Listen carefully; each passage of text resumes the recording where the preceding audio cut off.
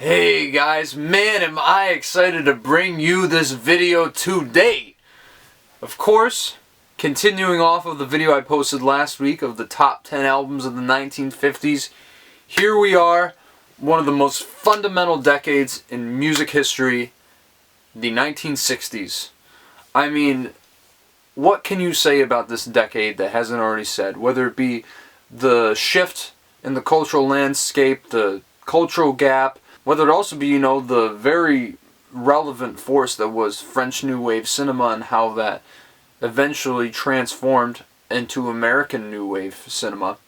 You also have to look at the music scene, which I think was probably even more important.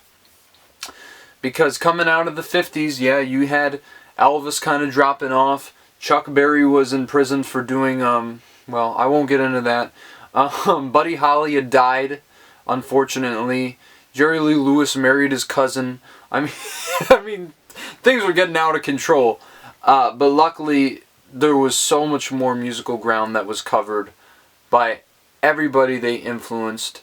And we're going to go over some of that today. I mean, obviously, if you know anything about the 60s, that's probably why you're here. Obviously, if you know anything about the music from the 60s, you're probably also here for that as well. So, without further ado, I'm going to give you on the screen my honorable mentions for the best albums of the 1960s.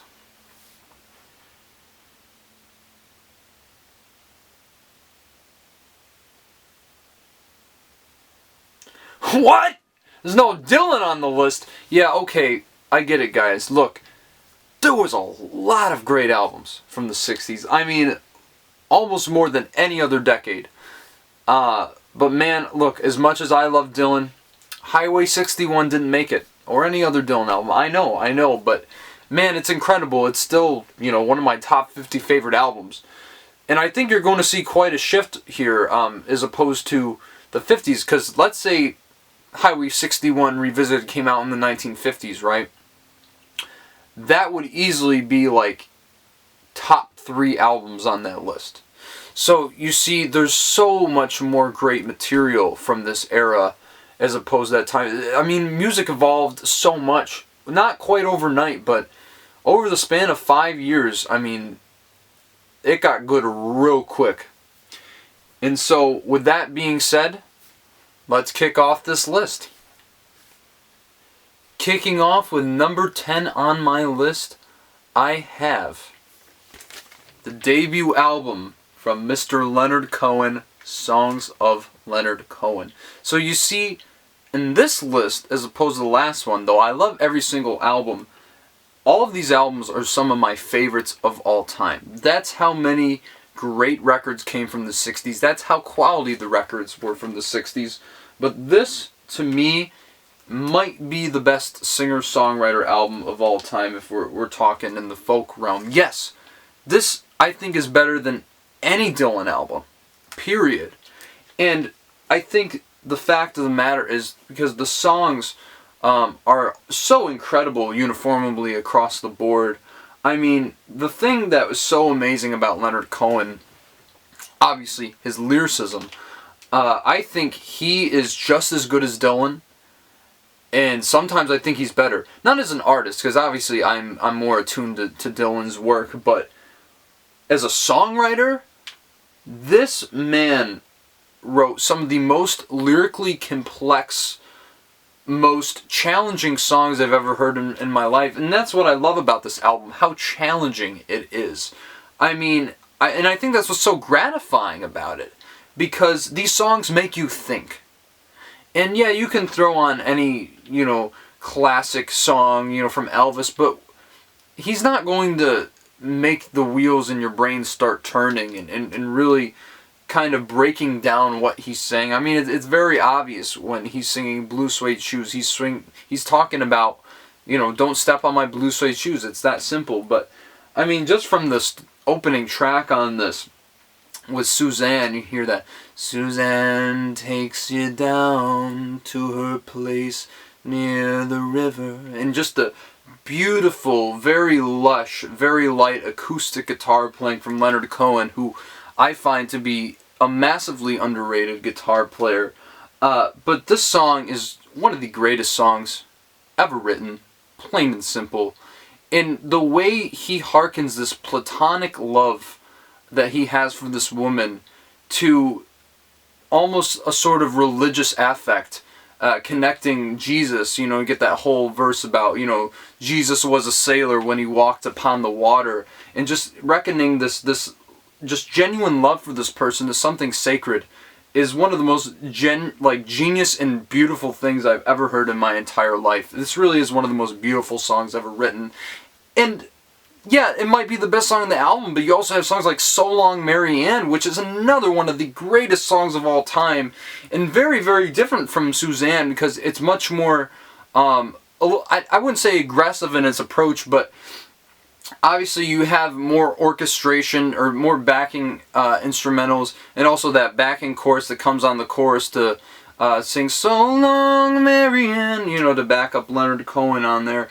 But really one of the most beautiful songs about a relationship kind of going awry, and kind of the distance that has grown between these two people. It really is just so beautiful, so complex. And even so, I mean, his guitar playing, like I was mentioning earlier, is really complex, especially on the master song, where he's doing this really complicated, arpeggiated guitar plucking that's just beautiful. And almost like this album feels like Leonard Cohen's music kind of has like a Greek flavor to it, I think. I don't know, that's just what kind of strikes me. Something very, very, very interesting about it, and almost medieval in some ways, I feel a lot of the times. But man, there's so many amazingly poetic and profound songs in here, like The Sisters of Mercy, also the Stranger song is beautiful and used to great effect in Robert Altman's Mr. McCabe and Mrs. Miller. Just a really good film in its own right, but Leonard Cohen's music definitely enhanced it. Hey, That's No Way to Say Goodbye. I mean, the list goes on and on. This is one of the best records in existence, the best folk record ever, and yeah, Leonard Cohen is one of the all-time greats. Really deserves sometimes more credit than he actually gets. But this record deserves all the glory because it's his absolute best. And yeah, what else can you say about songs of Leonard Cohen? So, at number 9 on my list, I have At Folsom Prison by the legendary Man in Black himself, Johnny Cash. This album, it's the best live album ever recorded. Period. There isn't really anything that comes close besides maybe the Allman Brothers at Fillmore East. But the thing that is so incredible about this album, not only is it just historically important, with Johnny Cash kind of going for those, reform causes and prison reform, and which was really important for him his whole life, but also the fact that this is just such an iconic set of songs, and I've never seen an artist's personality come through so much than I do on this album. Just his interactions with the crowd are so great, especially when he's like talking of one of the producers from Columbia. I think it might have been Bob Johnson, who, funnily enough, I believe produced songs of Leonard Cohen. But where he's talking to the audience, he's like, this is a live recording, this is going on record, so you can't say hell or shit or anything like that. And they like bleep him out. I mean, it's just one of the most hilarious moments ever committed to tape, and just so genuine, so authentic. But the thing was, it really is this his camaraderie with the audience, and just the fact that, even on the song like The Long Black Veil, which was, also covered by the band, but his version of it is so funny. Well, it's really a dark song, but when the guy starts cracking up, he's like, he just starts laughing. He's like, did someone just laugh at that, and it's just so much fun to listen to. But even so, even though he didn't write about half of these songs, the song choices are so good. It feels like a pseudo-concept album of sorts, because yeah, a lot of these songs are about prison. And there's that great line in the movie Walk the Line, starring Joaquin Phoenix as Johnny Cash, where the the warden says to him, he says, yeah, no, don't sing many songs about prison. You don't want to remind them. He's like, well, you think they forgot? You know, and so it's very true, because all these songs, well, at least most of them, are about, you know, prison life, getting hanged in some cases, especially on 25 Minutes to Go. Is just incredible. I mean, and especially the way the song is structured, how it keeps counting down the minutes and minutes, and you just keeps building tension, and also injects a lot of humor in there when it's come down to this guy's hour of reckoning. But also, I mean, obviously Folsom Prison Blues, which is the first song he really wrote that became a major hit, is just amazing. You hear that, just that iconic voice coming, I hear that train a-coming, it's rolling around the bend, you know it immediately. Also, another song that was used to great effect in James Gunn's The Suicide Squad, just like just Gigolo, I Ain't Got No Buddy, when I was talking about Louis Prima in the last video. But really, this is an album that has everything. You have great novelty songs, like Flush from the Bathroom of My Heart, or Your Heart for that matter, but man, it is so funny. And you have heartbreaking ballads like Give My Love to Rose, about a prisoner getting out and trying to make his way home, but on the journey there he realizes he can't make it and he's going to pass away. Or Green Green Grass of Home, which is one of those songs that I thought I knew about when I was listening to it, but completely flipped itself on its head by the time I got to the end of it. And then duets like Jackson with, you know, his later wife of that, probably that year, June Carter, which is great in its own right. I mean, this album covers all facets of human emotion, the human condition, and also, I mean, look at Cocaine Blues, man. I mean, that line where he says, I can't forget that day I shot that bad bitch down. I mean, one of the most badass moments ever in music. And also just the fact that you think about the time this was recorded and these guys in prison watching it. Yeah, some of them might have gotten out and lived somewhat fulfilling lives after, but for some of these guys, that was it for them. They were stuck in Folsom Prison for till the end of time, and this brief moment in their lives, this day with Johnny Cash coming to perform to them music out of the goodness of their hearts, has to be a highlight of their dire lives. I mean, just when the album ends and they're getting all sent back to their cells, it's a very sobering moment. It's like life in Folsom Prison goes on. Even after this great moment, they're stuck there. What can you do? And I think that's the power of this record that makes it so great. I mean, what else can I say about this? It really just is everything you want out of an album, and then some. Now, at number 8, most people, when it comes to their favorite jazz albums, would say something like Miles Davis Kind of Blue, John Coltrane, A Love Supreme, which of course is in the 60s, or something along those lines. Even Mingus which, as you know, was my favorite album from the 1950s. But there is one album that towers over Mingus by quite a margin. And if you know anything about me, you know where I'm going with this. Of course, I am talking about the soundtrack to the legendary special A Charlie Brown Christmas by the Vince Guaraldi Trio. I mean, come on, guys. This is some of the most, not just iconic Christmas music, but iconic music of all time. Especially that opening version of O Tannenbaum, which starts off, you know, the very traditional, very underplayed on Guaraldi's piano, and then you get those incredible jazz drums come in, and the piano riffing that Guaraldi does throughout the track, which keeps it constantly surprising. I mean, it's a Christmas classic in its own right, obviously, but man, then you get songs like Linus and Lucy, which is just so iconic at this point. It's not even a Christmas song, it's just the theme to Charlie Brown. I mean, really, you don't get better than that, but man, I mean, talk about so many songs on here. The musicianship present on this album is just incredible, because obviously you can do Christmas songs to death, and not all the time they're going to be interesting. But what makes these songs so great is, first off, how accessible they are, but also how adventurous they are musically. The improv on this album doesn't even feel like improv sometimes, because they always bring it back around to the core of the song, especially on Christmas is Coming. It's just so impressive how they're able to veer off in all these different directions and just come back to the core. I mean, it's incredible, and that tells you just how great musicians they are.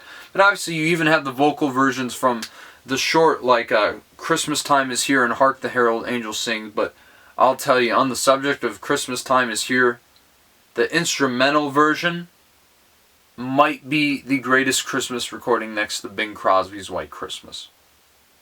I mean, this thing is just incredible. And also just the little inversion. There's one inversion that Guaraldi does on one of the chords that's so subtle.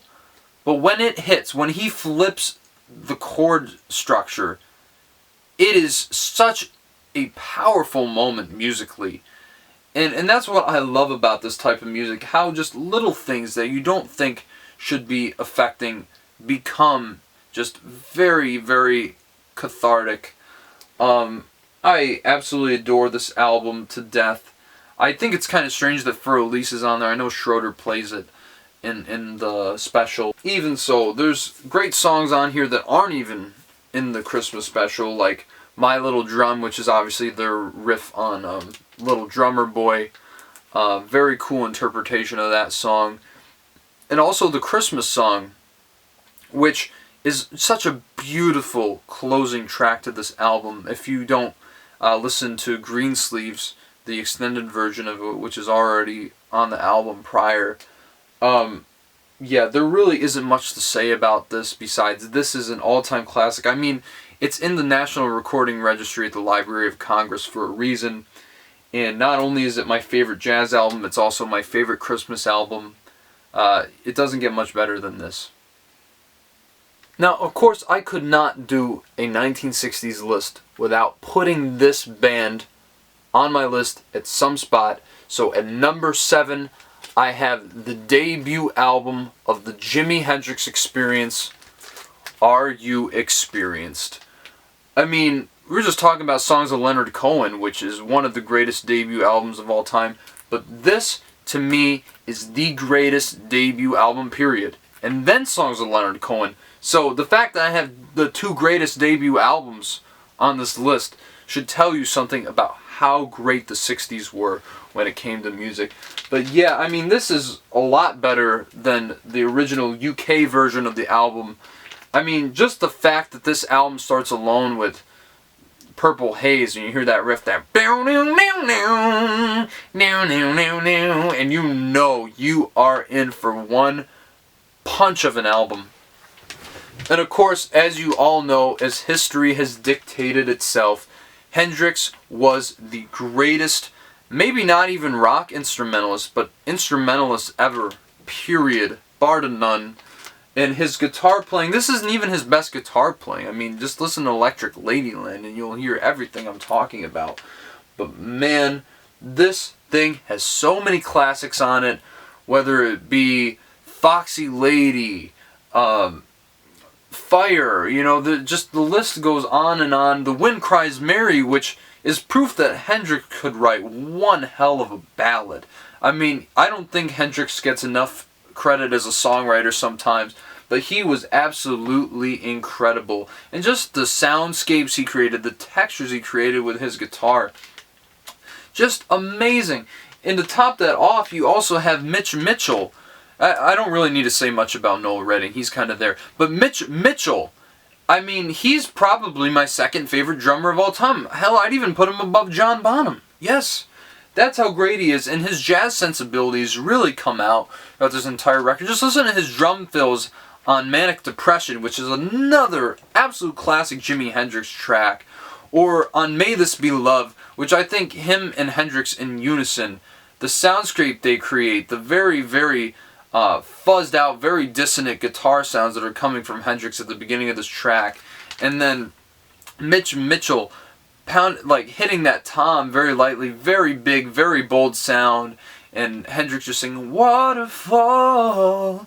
I mean, it really feels like you're under a waterfall when you're listening to the song, and texture painting like that, I mean, really is just so incredible. That tells you how great of musicians these guys were. But even so, I mean, there's some really, really, really great covers on here, like Hey Joe, which might, after Respect, be the greatest cover song of all time. And one of those songs that's just so subtle in how it builds, but yet it's so powerful. Especially Mitch Mitchell's drumming, especially when Hendrix yelled, "And I shot her!" and you just hear him wailing in the background. I mean, come on. But maybe, I don't know, one of my probably top 3 Hendrix songs ever. But my favorite on this album, and I mean, the list goes on and on. The title track is great. I mean, one song after another. This really is like the definitive psychedelic rock album. Really the turning point in 1967 for music, along with Sgt. Pepper. Things just got trippier from here on out, and so did Hendrix's music. And I mean, with only 3 albums from the 60s, all of which are fantastic, I think this is the one that towers above the rest and his greatest accomplishment.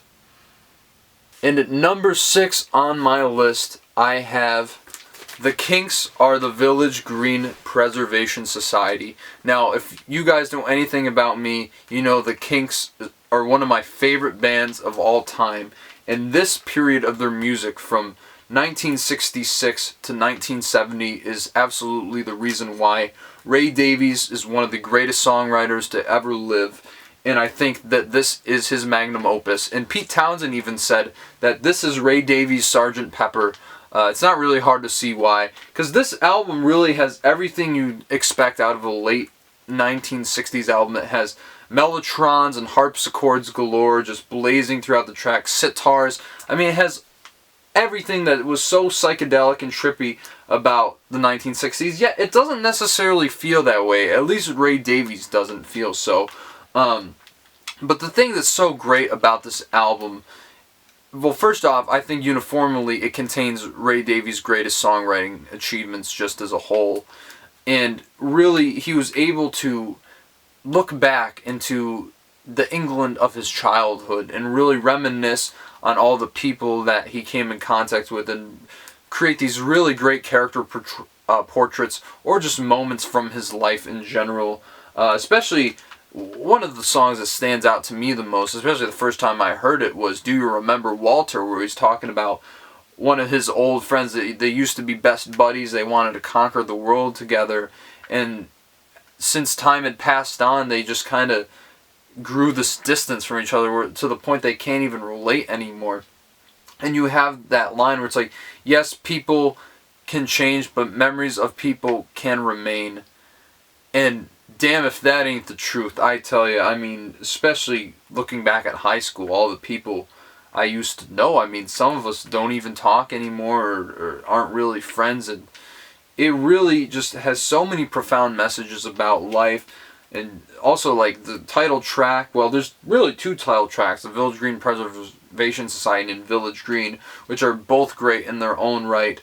But also, I mean, there's songs like Sitting by the Riverside, where the mellotron is just going like crazy, but it's so soothing, it's so relaxing, it's so chaotic. I don't even understand how that combination came into effect. But the Kinks are all in top form here. This is the last album with their bassist Pete Quaife, and he commends some really, really great bass lines, especially on Wicked Annabelle, which he always said throughout his lifetime. It's like, I got to play Bach on that one on bass. So I find that story really funny.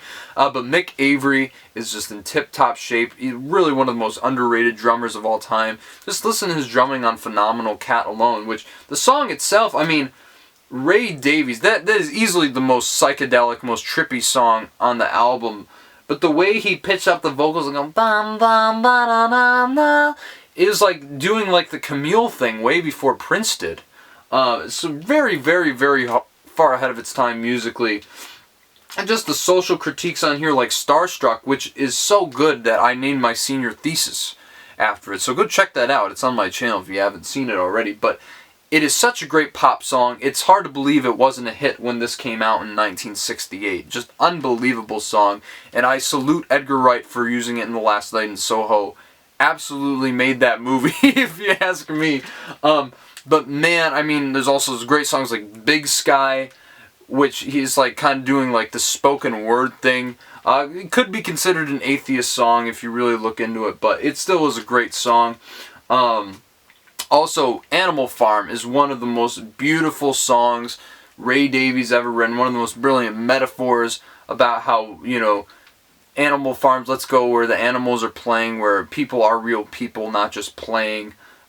Just talking about this real, genuine relationship between him and this girl, and relating to them being on an animal farm. It sounds nuts, but it is so beautiful. Like, this isn't cheesy at all. This isn't really, really strange. Well, I guess it is strange, but that was what made the Kinks so appealing, right? Was just how quirky their music are. But man, it is more than just quirky. It is really a masterwork. Johnny Thunder is another great song, which The Who actually stole that riff for Go to the Mirror on Tommy. If you really listen to it, I mean, it's right front and center. So a really interesting tidbit. I mean, obviously Pete Townsend is a huge fan of the Kinks. And I mean, who wouldn't be after hearing this album? This is one of the greatest concept albums of all time. And yeah, I mean, the Kinks don't get enough credit that they deserve, but they are one of the all-time great bands. Yeah, this is a masterpiece. Alright guys, we've made it to the top 5. Now, I'm going to preface this by saying all these albums in my top 5 are also in my top 10 favorite albums of all time. So you might have an idea of what's coming, and if you don't, please don't be caught off guard. You'll see what I mean in a second, but starting off with number 5, which also might be the most underrated album of all time, is Magical Mystery Tour by the Beatles. Obviously, the Beatles were coming. You knew it was going to happen, but this is the one that I am putting lowest on my list.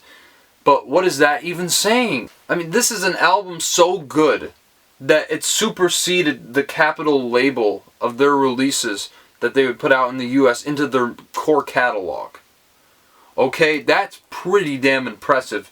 And the thing that is, so of course with this album, the first half are songs from the film that was released as an EP in England, and the second half are all singles from 1967. And the fact that this came out the same year as Sgt. Pepper just tells you that they're the greatest band of all time. I mean, no one was writing this amount of great songs in that time period alone, just any time period in general, but just within the span of a year. Oh my goodness, incredible. But all these songs are great. The only one, I think the production on Blue Jay Way is a little questionable, especially considering this is from the Beatles, George Martin. I don't know. But just kicking it off with the title track, really one of the most underrated Lennon-McCartney songs that they wrote together, and really introduces you to albums. You got the horns blaring all aglow, you know, and just Paul and John trading vocal lines on the choruses, harmonizing with each other. It really brings the energy to the album first and foremost, and really just gets you into this trip of an album that you're about to experience. And of course, Fool on the Hill is one of the best Paul ballads, and just the minimal flutes on it. I mean, it's just an incredible achievement, and lyrically it's quite a great song in its own right. And I think one of my favorite Beatles songs, honestly, one of my favorites on this album, and just shows how great McCartney was at writing ballads back in the day. I mean, this is incredible. But even so, you have the instrumental Flying, which I always say has the best lyrics to any Beatles songs, but don't tell anybody, that's just between us. And of course, you have I Am the Walrus. I mean, what is that song? I mean, just John Lennon's wordplay was so out of this world. The way it's so stream of consciousness, but yet it flows together so well. Oh, you've been a naughty girl, you let your knickers down. I mean, there's so many great lines. I am the Eggman.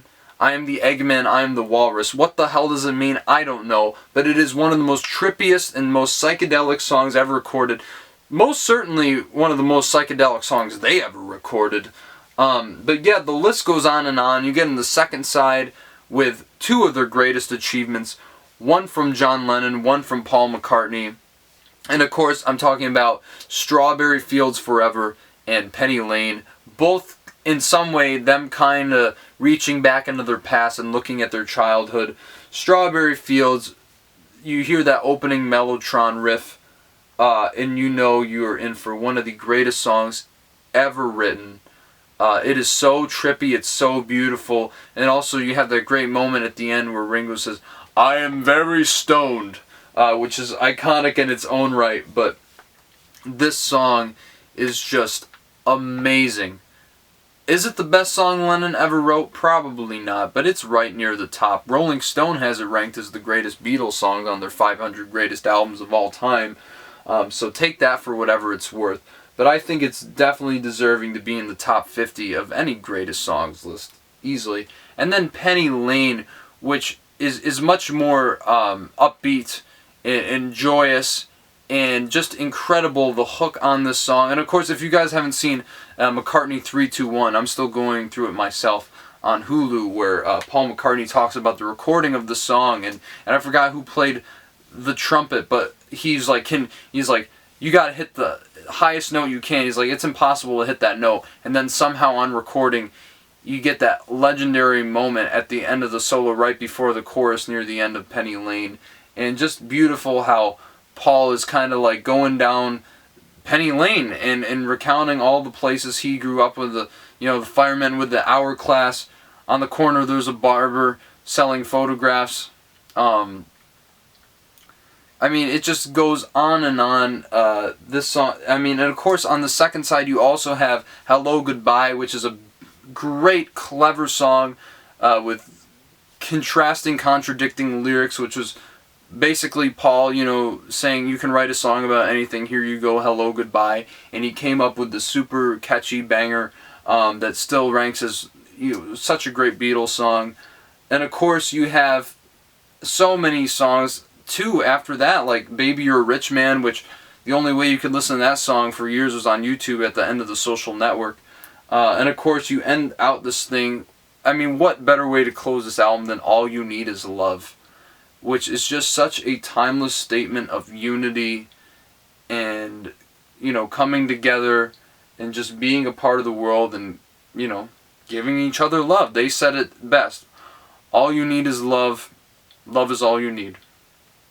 And Magical Mystery Tour is the pinnacle of the Beatles psychedelia and just psychedelia in general. I mean, it really doesn't get much better than this album.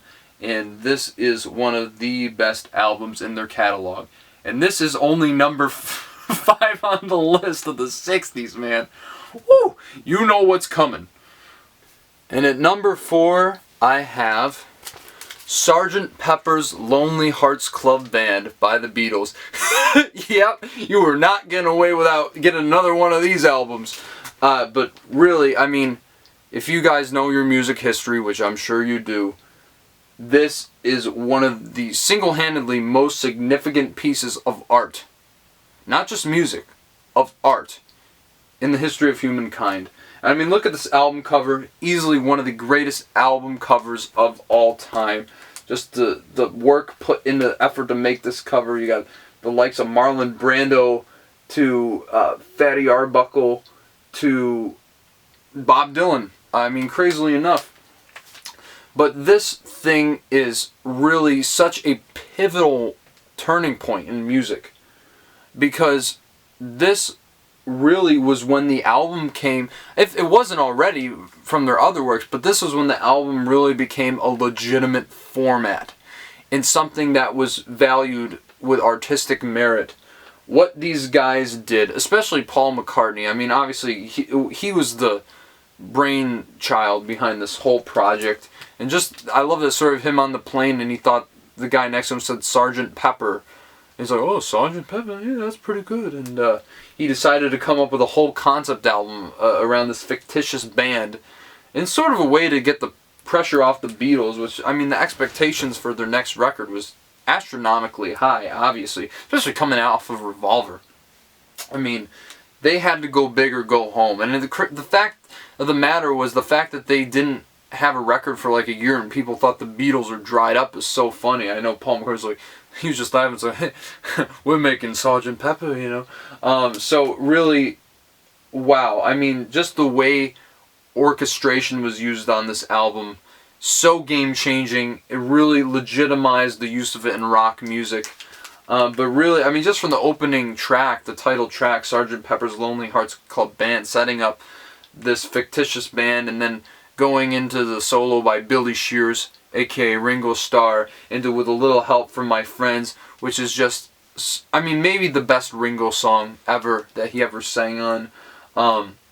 So great, but I mean, obviously Lucy in the Sky with Diamonds, which is maybe the peak, well, obviously not the peak of John Lennon's, psychedelic songwriting, as we already went over in the last entry on this list, but certainly with not devoid of its merit. I mean, picture yourself in a boat by a river, tangerines, trees, and marshmallow pie. I mean, it's just crazy, just how surreal the imagery is on that song. Yet it feels so incredibly astute. What a great song! And of course, you have songs like "Fixing a Hole," which kind of harken back to music hall songs, and really, I mean, there's such a wide variety on this album alone. Being for the Benefit of Mr. Kite is another great Lennon track on here. But dude, She's Leaving Home, that is one of my top 10 favorite Beatles songs of all time, so that obviously is saying it's one of the greatest songs ever written. But just, I mean, the harp alone, which, I mean, rest in peace to the harpist who played on this. She just passed away last year. But just this beautiful story about this girl who feels unfulfilled with her home life and leaves home to kind of get away from it all. And then, of course, the story of her parents, where they're just so flabbergasted. They thought they did everything right. We gave her all that money could buy, all that stuff. But obviously, they missed the mark too a little bit. And it's such a sympathetic song from both sides of the token. You really get this multifaceted picture of empathy, and it's just such a heartbreaking song. And obviously the real story of it, the girl did come home probably after an abortion, which it's insinuated in the song, which, how can you not listen to that song and think Paul McCartney isn't one of the greatest songwriters to ever live? I mean, it's just incredible. And of course you also have the great, catchy tune, which was famously covered by Smash Mouth, Getting Better, which I think is just so catchy and just so optimistic, kind of gearing towards, yeah, you can make this change. Things are going to get better. It's getting better all the time, as it said in the song. And really, I mean, some of the most hard-hitting lyrics, too. Well, not emotionally, but just that line, I used to be cruel to my woman, I beat her and kept her apart from the things that she loved, which was so, obviously Lennon wrote that, and he was just so ashamed by it that he had to have Paul sing it. But man, what a catchy tune. And then you have the only George Harrison pen track on this album with Within You, Without You, which I think is really the peak of his, Indian style of songwriting, with the sitars going crazy. And I mean, really, it's a great introspective song from George Harrison. And really just shows how diverse this record is. Despite, it really isn't a concept album, though, because really it's just the fact as there's a concept of this band and they're performing the concert. The songs don't really flow together, but if you've heard Sgt. Pepper, you know that. It's still worth noting, I think. But of course, I mean, there's so many great songs after the fact, too. When I'm 64, which is one of the earliest songs Paul wrote, but still great in its own right, really fun. Yet again, another pastiche song that kind of is an homage to music hall. And then, of course, Lovely Rita, the meter maid. I mean, that song gets just that Lovely Rita, meter maid. I mean, it just gets stuck in your head. All these songs do. And, of course, obviously you have the refrain of Sgt. Pepper, which is great in its own right, tying the concept back together.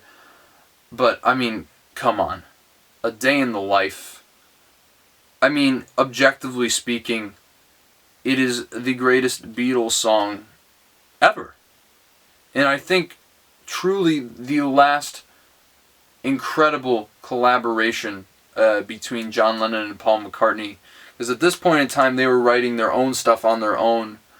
But the way John's part of the song coalesces with Paul's verse, the orchestration going crazy, and all the dissonant orchestration coming together for this one loud, triumphant horn sound that dictates the coming of Paul McCartney's section, where he's like, woke up, got out of bed, dragged the comb across my head. I mean, just amazing. But just when you hear that opening vocal line, when John Lennon's singing, I read the news today, oh boy. I mean, it just sends chills down your spine. I mean, what else can I say about this song except it epitomized everything that was great about the Beatles.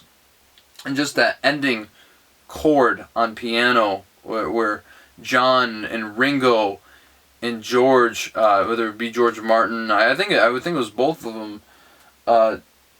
It's just, what an incredible, powerful ending. One of the greatest songs in history, like top 5 songs of all time. Perhaps like one of the greatest album closers in history. But also, I mean, look, the fact that Rolling Stone moved this from number 1 to 24 is absolutely blasphemous. But then again, I mean, I question a lot of things that publication's doing nowadays, so I won't give it too much thought. Because this is one of the most important albums in history. I mean, this changed the game for everybody. And it's held as such a landmark as it absolutely deserves to be. This is what legitimized albums. And in doing so, became one of the most legendary albums in its own right. Well, I might as well get to number 3. Revolver by the Beatles. Yep, 3 Beatles albums in a row. You know it. And obviously, if you've heard it, you know why. Because it is one of the most groundbreaking recordings ever made. What can I say about Revolver that hasn't already been said? I mean, whether it be the use of backward tape loops, that was kind of spearheaded by Jeff Emmerich, and then of course the other Beatles hopped on it like crazy. Or just the songwriting, which I think uniformly is the best songwriting on any Beatles album, period. Because really you get McCartney at his absolute best, absolute introspective best on this song, or on this album, I mean. Especially with Eleanor Rigby, which was obviously an even greater extension of what he was doing on Yesterday with the strings. And here you get like a whole string quartet just going wild. And of course, I mean, the whole idea of the song of this lonely woman who just lives out her existence and then dies without anybody giving her a morsel of thought. I mean, just chilling, but really, I mean, one of the most iconic songs ever. Everybody knows that. Ah, look at all the lonely people. And then the orchestration going back. I mean, it's amazing. And got to give credit where credit's due. George Martin, what a brilliant arranger. And I mean, obviously the 5th Beatle for many other reasons beside that. But really, without him, this album would be nothing. But even with that being said, kicking off this album with George Harrison's Taxman, a scathing criticism on the tax rate in England at the time, is just what a progression for him as a songwriter, and one of my favorite Beatles songs. I mean, this is in some ways an underrated track, but I certainly think one of the best on this album. And then of course you get I'm Only Sleeping, which is just a song about John Lennon waking up and not wanting to go to work, I suppose, but it's so spaced out, it's so trippy, and that's really when you start hearing those backward tape loops come into full effect.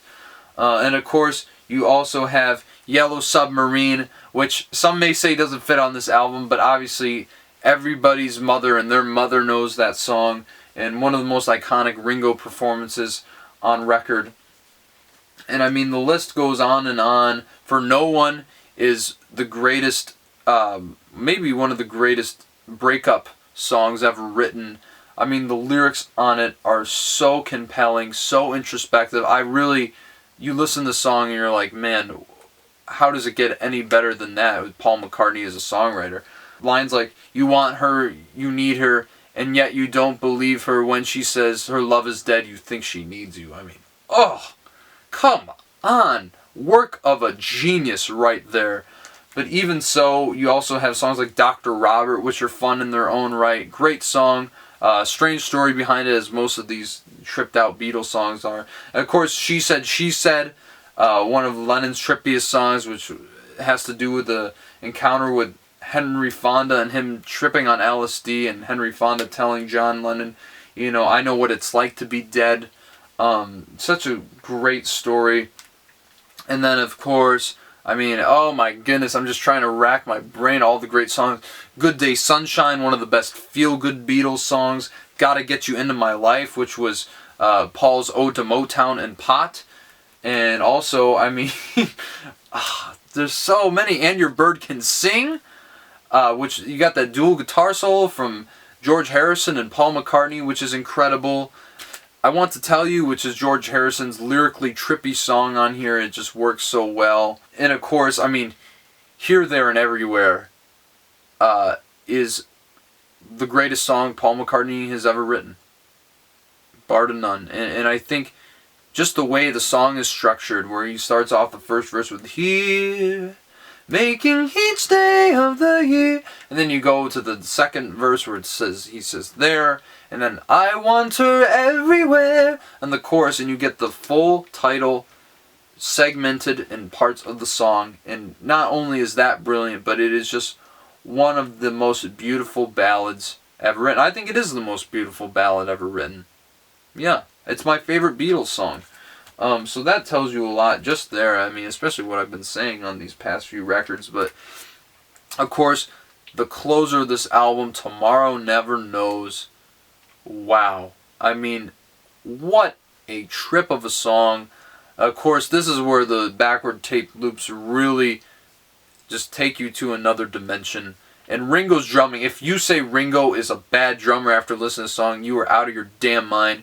You are not a true Beatles fan. It's so incredible. Lennon's songwriting. It really is one of their greatest accomplishments sonically and musically. And a great way to kick off, or really close for that matter, one of the most profound and influential recordings in history. Yet again, another album that changed the game. And in a lot of ways, I think it's better than Sgt. Pepper and more influential. Just because they already started experimenting with soundscapes here so incredibly well that when they got to Sgt. Pepper, they just perfected it even more with orchestration. That's really the only difference. I mean, this is one of the greatest recordings of all time. And at number 2, we have not only one of my top 5 favorite albums of all time, but also the most profound album I've ever listened to in my life, and probably the most influential album in the history of music. Pet Sounds by the Beach Boys. Man, just rewinding to the time I heard this for the first time. If you hadn't seen my stint about this when I was talking about it on my top 100 list of Nathaniel A. Hart and Company's albums, I listened to this at a really kind of low point in my life. I was going through a lot of stuff, and it was the definition of cathartic. It reflected almost exactly what I was going through at that time, and I came back to it last year at one point, and for some reason it reflected a different situation, but almost to a T. I think that shows the inherent power of Brian Wilson's arrangements and music on this thing, as well as Tony Asher's lyrics.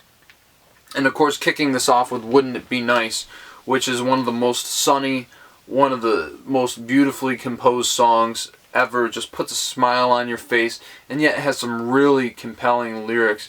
Especially, it seems the more we talk about it, the worse it makes to live without it, but let's talk about it. I mean, really just a beautiful statement on how, things might be hard, and maybe you don't want to talk about it, but this is something I want to pursue, so let's do it.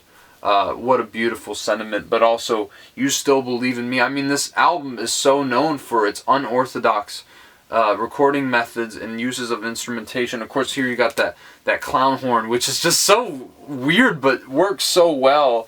And just such a beautiful ballad, especially with Brian Wilson's soaring tenor voice on this thing. I mean, incredible. That's Not Me, another introspective song that is really great. I'm Waiting for the Day, which kicks off with that thunderous tom from the legendary Hal Blaine. Incredible that Brian got the wrecking crew for this. Works so well to benefit. Let's Go Away for a While, the beautiful instrumental.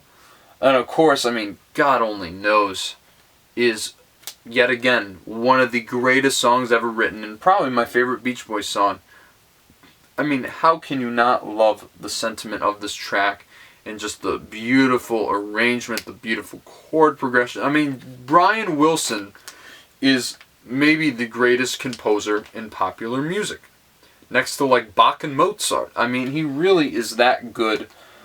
And of course, you got their iconic cover of Sloop John B., which has that line, "This is the worst trip I've ever been on," which, I mean, kind of troubling now looking at, you know, what happened with Brian Wilson and his drug use that just accelerated into the 70s.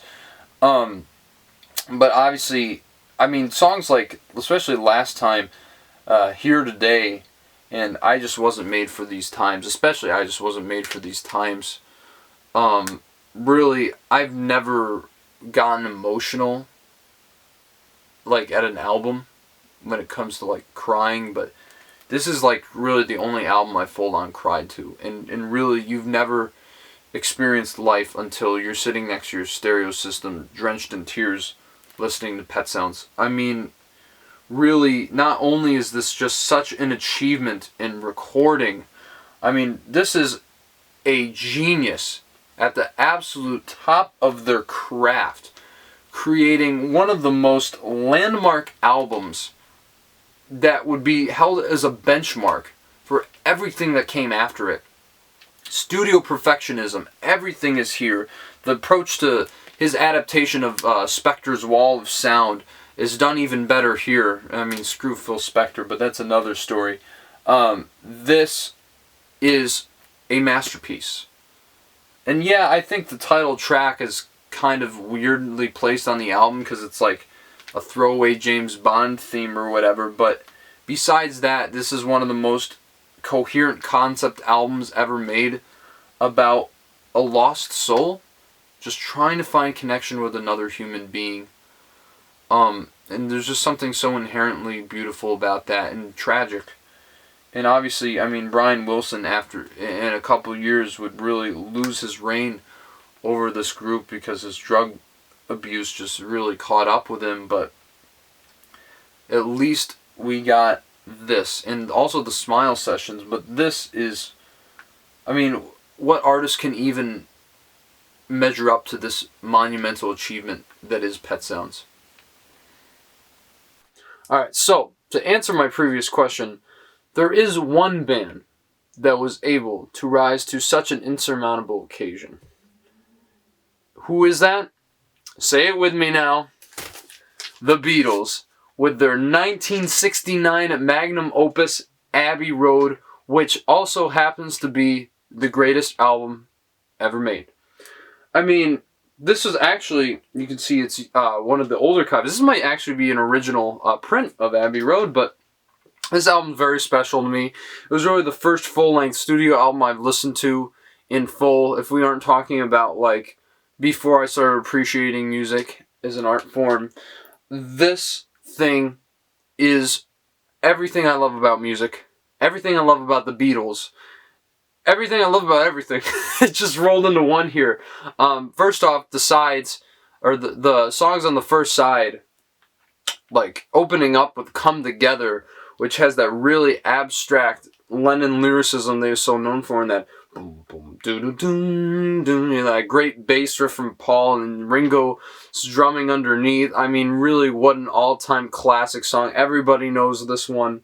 And then, of course, I mean, you get Something by George Harrison, which is honestly one of the group's best songs. And honestly, George Harrison has the two best songs on this album with Something and Here Comes the Sun. I mean, at this point, he kind of rose above Lennon and McCartney as a lyricist on these albums, but really one of the most beautiful ballads ever written. And then Here Comes the Sun. I mean, you hear that do do do do do do do do, you know, that opening acoustic guitar from Harrison, which is just so beautiful. It makes me think the spring is coming every time. Just puts a smile on your face whenever you're here. One of the greatest songs of all time, and that's just two of the songs on this album, because there's so many classics on here, like Maxwell Silver Hammer's great too, even though it's a bit more light. And if you saw the Get Back documentary by Peter Jackson, I love the kind of genesis of the song where I think Paul tells Mal Evans, like, get the anvil, you know, and then and then they just start playing the song. I mean, brilliant, brilliant, brilliant stuff. But even across this album, you have songs like Oh Darling, which I think contains one of Paul's absolute best vocal performance, maybe his absolute best, especially when he's scowling at the top of this track. Just incredible. One of the greatest singers to ever live.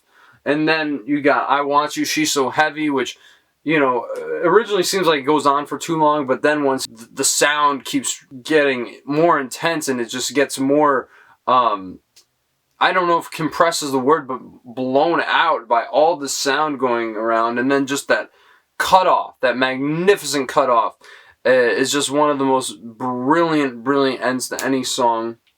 And of course, Octopus's Garden, which I think is Ringo's best song they ever wrote, is on this album. Just wonderfully fun song. So many, the list goes on and on, but really, what gets it for me is that Abbey Road medley. I mean, it is like a symphony.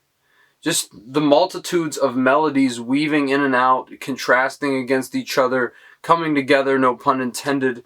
But just the way, like, you listen to Sun King, right, and it combines the beautiful three-part harmonies of Because, which I think is one of the most mind-blowing Beatles songs ever. Just from the harmonies perspective, I mean, it is their best song harmonically.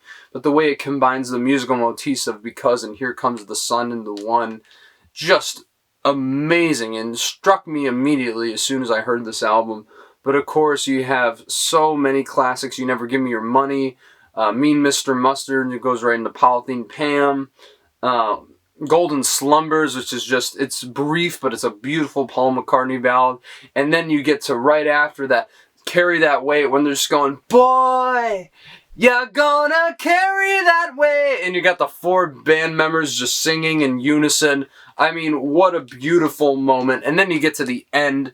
It's just, these guys are going crazy instrumentally. And Ringo's drum solo on here cements him as one of the greatest drummers of all time.